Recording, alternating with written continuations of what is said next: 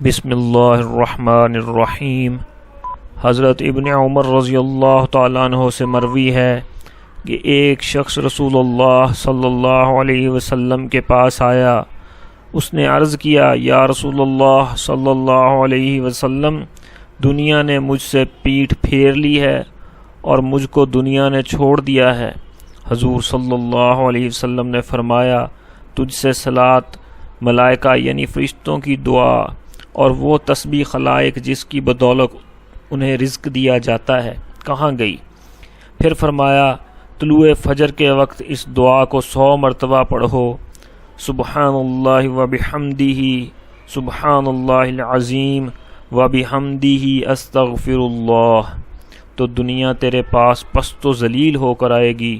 پھر وہ شخص چلا گیا اور عرصہ تک نہیں آیا۔ پھر وہ آیا اور اس نے عرض کیا، یا رسول اللہ صلی اللہ علیہ وسلم، میرے پاس دنیا اتنی وافر آئی کہ میں نہیں جانتا اسے کہاں رکھوں۔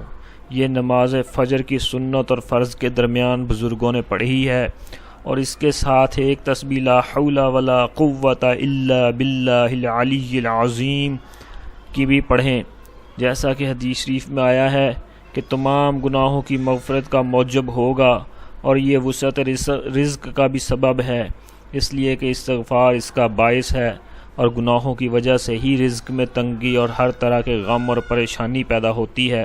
مدارج النبوہ۔ تو یہ عمل جو ہے اللہ رب العزت پر یقین رکھتے ہوئے آپ صلی اللہ علیہ وسلم نے جو بھی ہمیں بتایا ہے وہ حق اور سچ ہے، اور وہ ہو کر رہے گا۔ ہم لوگ جو ہیں یعنی کہ اس میں جلدی نہ کریں کہ میں نے پڑھا تھا، تو یہ یعنی کہ شک کی بنیاد پر نہیں پڑھنے چاہیے۔ جو بھی آپ صلی اللہ علیہ وسلم کے معمولات بتائے ہیں انہیں پورے یقین کے ساتھ پڑھنا چاہیے۔ بڑا مختصر عمل ہے، سنت فجر پڑھ لیں گھر میں ہی اس کی فجر کی، اور پھر اس کے بعد جو ہے یعنی کہ وہ تسبیح پڑھ لیں۔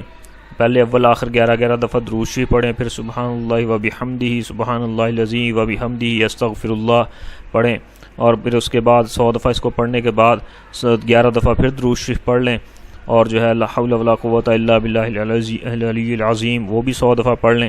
تو اس کے بعد جو ہے آپ فجر کی نماز پڑھیں مسجد میں جا کے، اگر گھر میں نہیں پڑھ سکتے تو فجر کی نہ سنتے مسجد میں ہی پڑھ لیں، وہاں بیٹھ کر پڑھ لیں، تو انشاءاللہ رزق آئے گا، اور اتنا آئے گا کہ رکھنے کی جگہ نہیں ملے گی آپ کو۔